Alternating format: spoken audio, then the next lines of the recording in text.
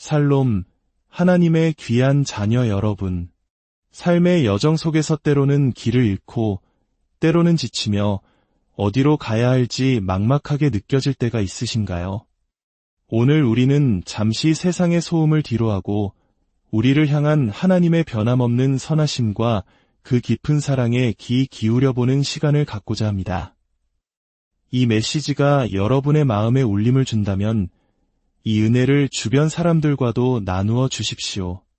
구독과 좋아요를 통해 더 많은 이들이 이 귀한 말씀을 함께 들을 수 있도록 동참해 주시는 것은 하나님의 사랑을 전하는 귀한 사역의 일부가 될 것입니다. 여러분의 작은 실천 위에 하나님의 축복이 가득하기를 기도합니다. 성경에서 모세는 하나님께 여러 번 간구했습니다. 주의 영광을 내게 보이소서. 그러자 하나님께서는 내가 내 얼굴은 보지 못하리니 그러나 나의 모든 선한 것이 내 앞으로 지나가게 하겠다고 약속하셨습니다. 여기서 영광이란 무엇일까요? 그것은 바로 하나님의 임재, 즉 모든 선한 것으로 가득 찬 그분의 존재 자체를 의미합니다. 우리가 믿음의 길을 걸어오면서 보아온 것이 바로 이것입니다. 공급하심과 채우심으로 가득했던 하나님의 선하심, 치유와 회복, 자유와 건강으로 나타난 그분의 선하심, 그리고 무엇보다 귀한 구원의 은혜로 함께하신 하나님의 선하심을 우리는 보아왔습니다. 시편의 기자는 이렇게 노래합니다. 여호와께 감사하라. 그는 선하시며 그의 인자하심이 영원함이로다. 아멘. 우리 함께 다시 한번 고백해 볼까요? 여호와께 감사하라. 그는 선하시며 그의 인자하심이 영원함이로다. 제가 오늘 이 자리에 서 있는 것은 저의 능력이나 지혜 때문이 아닙니다. 지난 세월 동안 수많은 어려움과 역경이 있었지만 제가 쓰러지지 않고 나아갈 수 있었던 유일한 이유는 바로 하나님의 선하심과 은혜, 그리고 변함없는 사랑과 자비 덕분이었습니다. 모든 영광과 존귀와 찬양은 오직 우리 하나님 한 분만이 받으셔야 합니다. 이것은 저의 이야기도 여러분의 이야기도 아닌 바로 우리 모두를 통해 일하시는 하나님의 이야기이기 때문입니다. 믿음의 길을 먼저 걸어간 이들의 간증 속에서 우리는 공통된 고백을 발견합니다. 어떤 이는 말합니다. 제가 경험한 가장 큰 것은 하나님의 자비였습니다. 제가 가장 약하고 부족할 때 오히려 그분의 능력이 가장 강하게 나타나는 것을 보았습니다. 또 다른 이는 이렇게 고백합니다. 이 모든 과정 속에서 가장 놀라웠던 것은 모든 것이 여전히 진실하다는 사실입니다. 형식적인 종교 행위가 아니라 살아계신 하나님의 임재가 진실하게 느껴지고 우리의 예배와 말씀이 진실하다는 것, 이것이 가장 큰 기적이었습니다. 또 한 사람은 자신의 삶을 변화시킨 가장 큰 힘으로 아버지 되심의 계시를 꼽습니다. 하나님을 막연하고 두려운 존재가 아닌 나를 사랑하시는 아바 아버지로 만났을 때 비로소 상처 입은 마음이 치유되고 깨어졌던 관계들이 회복되며 진정한 정체성을 찾게 되었다고 말입니다. 그렇습니다. 이 모든 간증은 한 곳을 가리키고 있습니다. 바로 우리 삶의 근원이시며 모든 것의 시작이신 아버지 하나님이십니다. 최근 저는 현대 사회가 겪고 있는 깊은 아픔을 목격했습니다. 특히 일본과 같은 선진국에서 수많은 사람들이 극심한 우울감과 외로움, 슬픔에 시달리고 있었습니다. 한 해에 100만 명에 달하는 사람들이 집 밖으로 나오지 않고 은둔하며 수많은 청소년들이 학교에 가지 못하고 스스로 삶을 포기하는 안타까운 현실을 마주했습니다. 이것은 비단 어느 한 나라만의 이야기가 아닙니다. 오늘날 전 세계가 겪고 있는 깊은 영적 결핍, 바로 아버지의 부재라는 문제입니다. 많은 사람들이 세상적인 성공이나 덧없는 행복을 좇아 살아갑니다. 그러나 우리의 삶은 단순히 행복을 추구하기 위해 존재하는 것이 아닙니다. 우리는 행복을 넘어서는 목적, 즉 사명을 추구하기 위해 이 땅에 왔습니다. 그리고 그 사명은 바로 아버지를 통해 우리에게 주어집니다. 오늘 저는 여러분과 함께 아버지라는 단어의 깊은 의미를 탐구하고 싶습니다.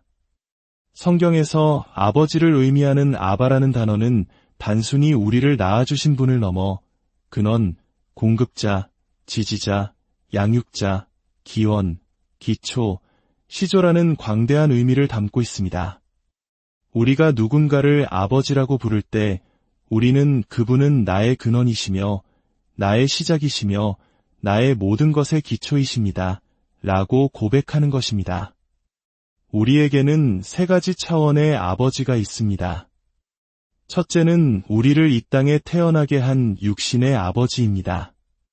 둘째는 우리의 믿음의 길을 이끌어주는 영적인 아버지입니다. 그리고 마지막으로 가장 완전하며 모든 아버지의 근원이 되시는 하늘에 계신 우리 아버지가 계십니다. 많은 사람들이 육신의 아버지와의 관계에서 받은 상처나 부재의 경험 때문에 하늘 아버지를 친밀하게 느끼는 것을 어려워합니다. 아버지를 생각하면 거부감이나 두려움, 혹은 벌을 주시는 분이라는 왜곡된 이미지를 떠올립니다. 하지만 성경이 말하는 하늘 아버지는 그런 분이 아니십니다. 예수님께서는 아버지로부터 무엇을 받으셨을까요?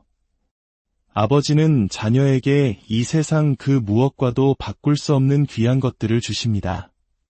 바로 정체성입니다. 아버지가 없을 때 우리는 우리가 누구인지 알지 못합니다. 아버지는 유업을 주십니다. 아버지가 없다면 물려받을 영적 유산도 없습니다. 아버지는 목적을 주십니다.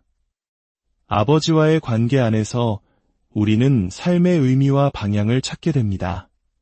또한 아버지는 운명, 능력, 권위, 안전함, 인정, 사랑, 신뢰, 성취감, 자존감을 주십니다. 그뿐만이 아닙니다. 안정감, 보호, 보증, 확증, 특권, 권리, 축복, 간증, 정당성, 사명, 승인. 이 모든 놀라운 것들이 아버지를 통해 우리에게 흘러 들어옵니다. 상상해 보십시오. 아버지의 부재는 이 모든 것의 부재를 의미합니다. 정체성도, 유업도, 능력도, 안전함도 없는 삶, 그것이 바로 아버지를 잃어버린 이 시대의 자화상입니다. 그렇다면 이 모든 풍성한 축복을 받을 수 있는 열쇠는 무엇일까요? 성경은 그 열쇠가 바로 존중이라고 말합니다. 여기서 존중이란 존경과 인정, 그리고 가치를 높이 두는 마음과 태도를 의미합니다. 이것은 맹목적인 숭배나 우상 숭배와는 전혀 다릅니다. 어떤 이들은 존중을 극단으로 몰고 가 사람을 우상처럼 섬기기도 하고 또 어떤 이들은 존중의 가치를 완전히 무시해버리기도 합니다. 하지만 성경적인 존중은 아주 단순하고 명확합니다. 상대방의 가치를 인정하고 그에 합당한 존경을 표하는 것입니다. 하나님께서는 우리가 아버지를 존중함을 통해 아버지가 주시는 모든 좋은 것들에 접근할 수 있도록 길을 열어 놓으셨습니다. 존중은 정체성을 얻는 열쇠입니다. 존중은 보증과 특권을 얻는 열쇠입니다. 존중은 하나님께서 아버지를 통해 예비하신 모든 축복의 통로입니다. 부모를 공경하지 않으면서 삶이 형통한 젊은이를 본 적이 있습니까? 성경은 내 부모를 공경하라 그리하면 내 하나님 여호와가 내게 준 땅에서 내 생명이 길리라고 약속합니다. 존중에는 이처럼 장수와 영적 유업의 보상이 따릅니다. 반대로 존중하지 않는 태도는 어떤 모습으로 나타날까요? 첫째, 부재입니다. 아버지가 당신을 필요로 하는 중요한 자리에 함께하지 않는 것은 존중하지 않는다는 명백한 표시입니다. 둘째, 호칭을 무시하는 것입니다. 우리가 의사 선생님을 의사 선생님이라 부르고 변호사를 변호사님이라 부르듯 영적인 지도자의 직분과 역할을 존중하는 것은 그 기능과 권위를 존중하는 표현입니다. 셋째, 조언에 귀 기울이지 않는 것입니다. 아버지의 지혜와 경험을 구하지 않고 독단적으로 행동하는 것은 그를 존중하지 않는 것입니다. 넷째, 완고함과 고집입니다. 이러한 태도는 존중의 마음이 없다는 증거입니다. 예수님께서는 요한복음 8장에서 자신을 비난하는 사람들에게 이렇게 말씀하셨습니다.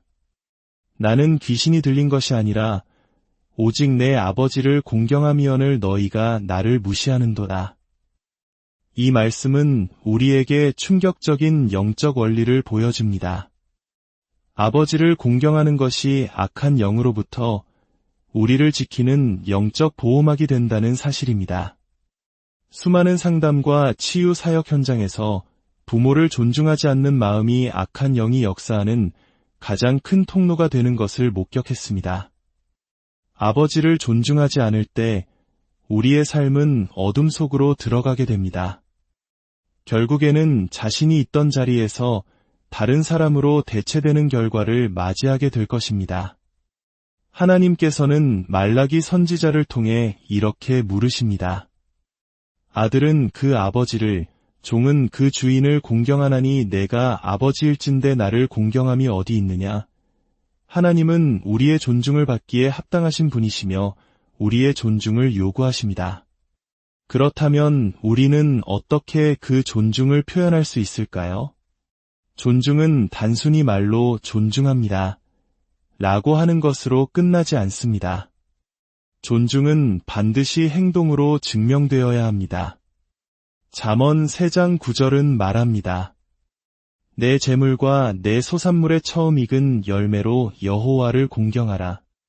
하나님을 존중하는 것은 우리의 물질을 통해 구체적으로 표현됩니다.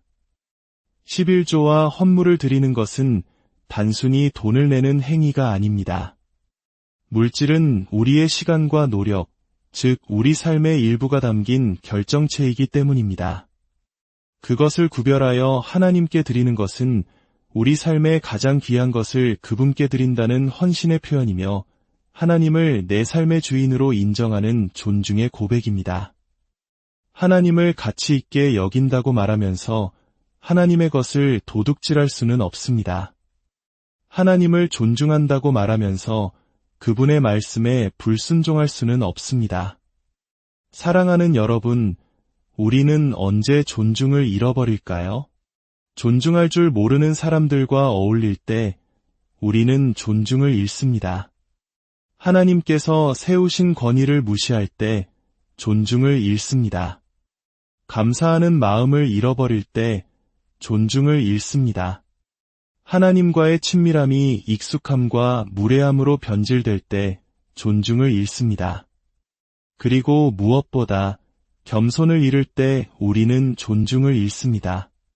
저는 항상 마음속에 이 원칙을 새깁니다. 당신이 누구이든 어떤 배경을 가졌든 피부색이 어떻든 당신은 하나님의 형상대로 지음받은 매우 특별하고 가치 있는 존재라는 사실입니다. 이 사실을 안다면 우리는 결코 다른 사람을 무시하거나 차별할 수 없습니다. 사람은 건물을 짓기 위한 도구가 아닙니다. 오히려 건물은 사람을 세우기 위해 존재합니다. 우리는 사람의 가치를 최우선으로 여겨야 합니다. 오늘 혹시 하나님 아버지를 향한 존중의 마음을 잃어버렸다면 그분은 당신을 다시 초대하십니다. 그분은 당신에게 잃어버렸던 정체성을 회복시켜 주시길 원합니다. 안전함과 풍성한 자원을 공급해 주길 원하십니다. 그 모든 축복으로 들어가는 문은 바로 존중입니다. 잠시 눈을 감으시겠습니까? 아버지 하나님, 오늘 주신 말씀을 통해 우리의 모습을 돌아봅니다. 주님을 아버지로 모신다 하면서도 진정으로 주님을 존중하지 못했던 순간들을 회개합니다. 주님이 필요로 하실 때 다른 곳에 있었던 저희를 용서하여 주옵소서. 불순종과 완고함으로 주님의 마음을 아프게 했던 저희를 용서하여 주옵소서. 마음속으로 다른 사람의 가치를 낮게 여기며 판단했던 교만함을 용서하여 주옵소서. 우리가 가진 모든 것, 우리의 존재 자체가 오직 주님의 은혜임을 고백합니다. 모든 영광과 존귀를 오직 주님께만 올려드립니다. 오늘 이 시간 저희의 마음을 새롭게 하사 하늘 아버지를 깊이 존중하고 사랑하며 그 가치를 최고로 여기는 자녀들로 다시 서게 하여 주옵소서. 입을 열어 아버지를 존중하며 찬양하게 하옵소서. 혹시 오늘 이 말씀을 듣고 예수님을 당신의 구주와 주인으로 마음에 모시기로 결단하신 분이 계시다면 저를 따라 이렇게 기도해 주십시오. 아버지 하나님, 저는 죄인임을 고백합니다. 저의 모든 죄를 회개합니다. 예수 그리스도께서 저의 주님이시며 구원자이심을 입으로 시인합니다. 예수님, 지금 제 마음에 들어와 주십시오. 아멘. 이 기도를 함께 드리셨다면 당신은 이제 하나님의 새로운 자녀가 되었습니다. 하늘 아버지의 품 안에서 새로운 삶을 시작하신 것을 진심으로 축복합니다.